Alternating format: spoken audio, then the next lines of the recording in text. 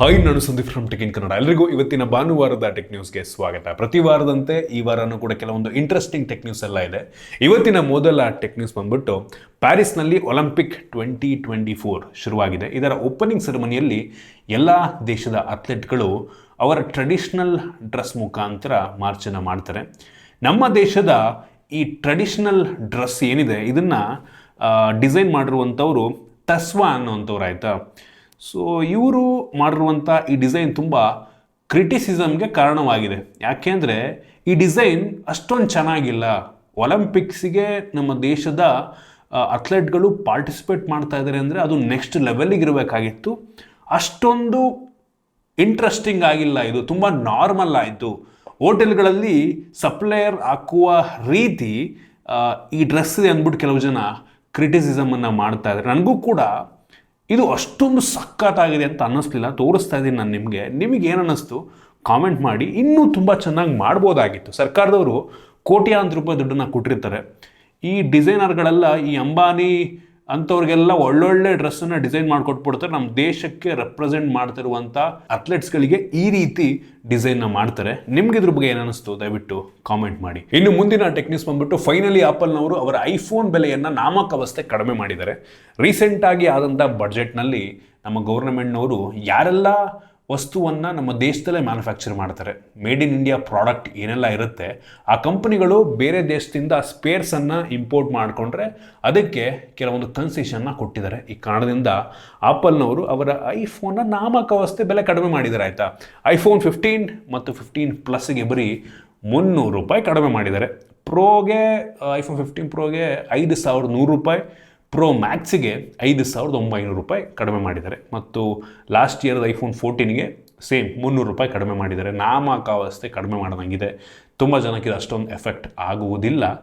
ಇನ್ನೂ ಕಡಿಮೆ ಮಾಡಿದ್ರೆ ಒಂದು 10,000 20,000 ಕಡಿಮೆ ಮಾಡಿ ಇನ್ನೂ ಚೆನ್ನಾಗಿರ್ತಿತ್ತು. ಇದ್ರ ಬಗ್ಗೆ ಒಂದು ರೀಲ್ ಕೂಡ ಮಾಡಿದ್ದೀನಿ ಇನ್ಸ್ಟಾಗ್ರಾಮ್ನಲ್ಲಿ. ನೋಡಿ, ಇನ್ಸ್ಟಾಗ್ರಾಮ್ ಫಾಲೋ ಮಾಡ್ತಿಲ್ಲ ಅಂದರೆ ಅದು ನೋಡಿಲ್ಲ ಅಂದ್ರೆ ಹೋಗ್ಬಿಟ್ಟು ನೋಡ್ಕೊಂಬನ್ನಿ. ಇನ್ನು ಮುಂದಿನ ಟೆಕ್ ನ್ಯೂಸ್ ಬಂದ್ಬಿಟ್ಟು ಗೂಗಲ್ ಮ್ಯಾಪ್ಗೆ ಒಂದು ಹೊಸ ಇಂಟ್ರೆಸ್ಟಿಂಗ್ ಫೀಚರ್ ಬರ್ತಾ ಇದೆ, ಆಯಿತಾ. ನನಗಿದು ಸಖತ್ ಯೂಸ್ಫುಲ್ ಆಗುತ್ತೆ ಅಂತ ಅನ್ನಿಸ್ತು. ಏನಪ್ಪ ಅಂತ ಅಂದರೆ ಫ್ಲೈ ಓವರ್ನ ಇಂಡಿಕೇಟ್ ಮಾಡುತ್ತೆ, ಆಯಿತಾ. ನಾವು ಇಷ್ಟು ದಿನ ಗೂಗಲ್ ಮ್ಯಾಪ್ ಹಾಕೊಂಡು ಹೋಗ್ತಿರ್ಬೇಕಾದ್ರೆ ಫ್ಲೈ ಓವರ್ ಮೇಲೆ ಹೋಗ್ಬೇಕಾ ಅಥವಾ ಸೈಡಲ್ಲಿ ಏನಿದೆ ರೋಡು ಕೆಳಗಡೆ ಅಲ್ಲಿ ಹೋಗ್ಬೇಕಾ ನಮಗೆ ಸರಿಯಾಗಿ ಗೊತ್ತೇ ಆಗ್ತಿರಲಿಲ್ಲ. ಬಟ್ ಇದೀಗ ನೆಕ್ಸ್ಟಿಂದ ಈ ರೀತಿ ಟೇಕ್ ಫ್ಲೈ ಓವರ್ ಅಂತ ಒಂದು ನೋಡ್ತಾ ಇದ್ದೀರಾ, ಬಬಲ್ ರೀತಿ ನಿಮಗೆ ಮೇಲ್ಗಡೆ ತೋರಿಸುತ್ತೆ. ಸೊ ಹೆವಿ ಯೂಸ್ ಆಗುವಂಥ ಫೀಚರ್ ನಂಗೆ ಅನ್ನಿಸ್ದಂಗೆ. ಸೊ ಈಗ ಕ್ಲಿಯರಾಗಿ ಗೊತ್ತಾಗುತ್ತೆ ಫ್ಲೈಓವರ್ ಮೇಲೆ ಹೋಗ್ಬೇಕಾ ಅಥವಾ ಕೆಳಗಡೆ ಹೋಗ್ಬೇಕಾ ಅಂತ. ಸಖತ್ ಒಳ್ಳೆ ಫೀಚರ್. ಇನ್ನು ಮುಂದಿನ ಟೆಕ್ ನ್ಯೂಸ್ ಬಂದ್ಬಿಟ್ಟು ಫೈನಲಿ ಆಪಲ್ನವರು ಗೂಗಲ್ ಮ್ಯಾಪಿಗೆ ಕಾಂಪಿಟೇಷನ್ ಕೊಡೋದಕ್ಕೋಸ್ಕರ ಆಪಲ್ ಮ್ಯಾಪನ್ನು ಬ್ರೌಸರ್ನಲ್ಲಿ ಲಾಂಚ್ ಮಾಡಿದರೆ. ಬೀಟಾ ವರ್ಷನ್ಲಿದೆ. ಸೊ ನೀವು ಹೋಗ್ಬಿಟ್ಟು ಗೂಗಲಲ್ಲಿ ಚೆಕ್ ಮಾಡ್ಕೊಬೋದು. ಇಷ್ಟು ದಿನ ಇರಲಿಲ್ಲ, ಅದು ಬರೀ ಐಫೋನ್ಗಳಲ್ಲಿ ಈ ಆಪಲ್ ಮ್ಯಾಪ್ ಇರ್ತಿತ್ತು. ಸೊ ಇದೀಗ ಬ್ರೌಸರಿಗೆ ಬಂದ್ಬಿಟ್ಟಿದೆ. ನೆಕ್ಸ್ಟ್ ಗೂಗಲ್ ಪ್ಲೇಸ್ಟೋರ್ನಲ್ಲೂ ಕೂಡ ಆಪಲ್ ಮ್ಯಾಪ್ ಬರಬಹುದು, ಏನಪ್ಪ ಗೊತ್ತಿಲ್ಲ. ಸೊ ಈ ಒಂದು ಏನು ಆಪಲ್ ಮ್ಯಾಪ್ ಇದೆ ಇದು ಮ್ಯಾಪ್ ಮೈ ಇಂಡಿಯಾ ಅವ್ರ ಜೊತೆ ಕೊಲಾಬ್ರೇಟ್ ಆಗಿ ಮಾಡಿದರಂತೆ. ಸೊ ಅದರಿಂದ ಸ್ಯಾಟಲೈಟ್ ಇಮೇಜ್ ಎಲ್ಲ ಒಂದು ಲೆವೆಲಿಗೆ ತುಂಬ ಚೆನ್ನಾಗಿ ಬರ್ತಾ ಇದೆ. ಇನ್ನು ಮುಂದಿನ ಟೆಕ್ ನ್ಯೂಸ್ ಬಂದ್ಬಿಟ್ಟು ಓಪನ್ AI ಅವರು ಗೂಗಲಿಗೆ ಕಾಂಪಿಟೇಷನ್ ಕೊಡೋದಕ್ಕೋಸ್ಕರ, ಗೂಗಲ್ ಸರ್ಚ್ ಎಂಜಿನಿಗೆ ಕಾಂಪಿಟೇಷನ್ ಕೊಡೋದಕ್ಕೋಸ್ಕರ ಸರ್ಚ್ GPT ಅಂತ ಒಂದು ಹೊಸ ಪ್ರಾಡಕ್ಟನ್ನು ಲಾಂಚ್ ಮಾಡ್ತಾ ಇದ್ದಾರೆ. ಸೊ ನೆಕ್ಸ್ಟಿಂದ ನೀವು ಗೂಗಲ್ ಮಾಡೋ ಅವಶ್ಯಕತೆ ಇಲ್ಲ. ಈ ಒಂದು ಸರ್ಚ್ GPTಯಲ್ಲಿ ಏನೇ ಸರ್ಚ್ ಮಾಡಿದ್ರು ಕೂಡ ನಿಮಗೆ ಇನ್ನೂ ಚೆನ್ನಾಗಿ ತೋರಿಸ್ಬೋದೇನೋ, ಗೊತ್ತಿಲ್ಲ. ಏನಕ್ಕೆ ಅಂದರೆ ಈಗ ಒಂದು ರೀತಿ ಗೂಗಲ್ಲು ಮೊನೋಪಲಿ, ಆಯಿತಾ. ನಾವೆಲ್ಲರೂ ಕೂಡ ಗೂಗಲ್ನ ಯೂಸ್ ಮಾಡ್ತೀವಿ, ಏನೇ ಸರ್ಚ್ ಮಾಡೋದು ಗೂಗಲ್ ಯೂಸ್ ಮಾಡ್ತೀವಿ. ಅದು ಕಾಂಪಿಟೇಷನ್ ಇಲ್ಲ ಒಂದು ರೀತಿ ನೋಡೋದಕ್ಕೆ ಹೋದರೆ. ಸೊ ಈ ಸರ್ಚ್ GPT ಅದಕ್ಕೆ ಟಕ್ಕರ್ ಕೊಡುತ್ತಾ, ಅದಕ್ಕಿಂತ ಒಳ್ಳೆಯ ರಿಸಲ್ಟ್ಸನ್ನು, ಬೆಟರ್ ರಿಸಲ್ಟ್ಸನ್ನು ನಮಗೆ ಕೊಡುತ್ತಾ ಕಾದು ನೋಡಬೇಕಾಗಿದೆ. ನೋಡೋಣ ಯಾವ ರೀತಿ ಇರುತ್ತೆ ಅಂತ. ಇನ್ನು ಮುಂದಿನ ಟೆಕ್ ನ್ಯೂಸ್ ಬಂದ್ಬಿಟ್ಟು ವಾಟ್ಸಾಪಿಗೆ ಒಂದು ಹೊಸ ಫೀಚರ್ ಬರ್ತಾ ಇದೆ. ಸೊ ಇದ್ರ ಬಗ್ಗೆ ಮುಂಚೆನೂ ಕೂಡ ನಾನು ಟೆಕ್ ನ್ಯೂಸಲ್ಲಿ ಹೇಳಿದ್ದೆ. ಸೊ ಈ ವಾಟ್ಸಾಪಿಗೆ ಯಾವುದೇ ಇಂಟರ್ನೆಟ್ ಇಲ್ಲದೆ ಫೈಲ್ ಶೇರನ್ನು ಮಾಡುವಂಥದ್ದು ಹೆವಿ ಯೂಸ್ ಆಗುತ್ತೆ ಗುರು. ಐಫೋನಿಂದ ಆಪಲಿಂದ ಐಫೋನಿಗೆ ಇದು ಆಗೋ ರೀತಿ ಆಯಿತು ಅಂದರೆ ಬೆಂಕಿ ಇರುತ್ತೆ. ನಮಗೆ ಯಾವ ಟೈಮಲ್ಲಿ ಯೂಸ್ ಆಗುತ್ತೆ ಅಂದರೆ, ಎಲ್ಲೋ ಒಂದು ಫಂಕ್ಷನ್ಗೆ ಹೋಗ್ತೀವಿ, ಎಲ್ಲ ಫೋಟೋಸ್ ತಗೊಂಬಿಡ್ತೀವಿ, ನಾವು ಅವ್ರಿಗೆ ಟ್ರಾನ್ಸ್ಫರ್ ಮಾಡಬೇಕಾದ್ರೆ ಎಲ್ಲದನ್ನು ಹೈ ಕ್ವಾಲಿಟಿಲಿ ಟ್ರಾನ್ಸ್ಫರ್ ಮಾಡುವಂತಾರೆ. ಅದೊಂಥರ ನಮಗೆ ಹಿಂಸೆ. ಒಂದೊಂದು ಫೋಟೋ 5 MB ಇರುತ್ತೆ. ಅದು ಹೆಂಗೆ ಮೊಬೈಲ್ ಇಂಟರ್ನೆಟಲ್ಲಿ ಟ್ರಾನ್ಸ್ಫರ್ ಮಾಡ್ತೀವಿ, ಹೆವಿ ಟೈಮ್ ತೊಗೊಳುತ್ತೆ. ಸೊ ಈ ಸಮಯದಲ್ಲಿ ನಾವು ಈ ರೀತಿ ಒಂದು QR ಕೋಡ್ ತೋರಿಸುತ್ತೆ. ಫೈಲ್ ಶೇರ್ ಮಾಡೋದಕ್ಕೆ ಹೆವಿ ಸಿಂಪಲ್ಲು, ಆದಷ್ಟು ಬೇಗ ಬರಲಿದೆ. ಸೊ ಒಂದು ಒಳ್ಳೆ ವಿಷಯ ಅಂತೀನಿ. ಆರಾಮಾಗಿ ನಾವು ವಾಟ್ಸಪ್ ಮುಖಾಂತರನೇ ವಿತೌಟ್ ಇಂಟರ್ನೆಟ್ಟು, ಅಂದರೆ ಕ್ಲೋಸ್ ಇರಬೇಕು, ಅವರು ಅಕ್ಕಪಕ್ಕ ಇರಬೇಕು. ಸೊ ಪಟ್ ಅಂತ ಫೈಲ್ ಶೇರ್ ಮಾಡ್ಬೋದು, ನಿಯರ್ ಬೈ ಶೇರ್ ರೀತಿಯಲ್ಲೇ ಇದು ಕೆಲಸವನ್ನು ಮಾಡುತ್ತೆ. ಬಟ್ ವಾಟ್ಸಾಪಲ್ಲೇ ಇರುತ್ತೆ, ಐಫೋನ್ಗೂ ಕನೆಕ್ಟ್ ಆಗುತ್ತೆ, ಒಂದು ಒಳ್ಳೆಯ ವಿಷಯ.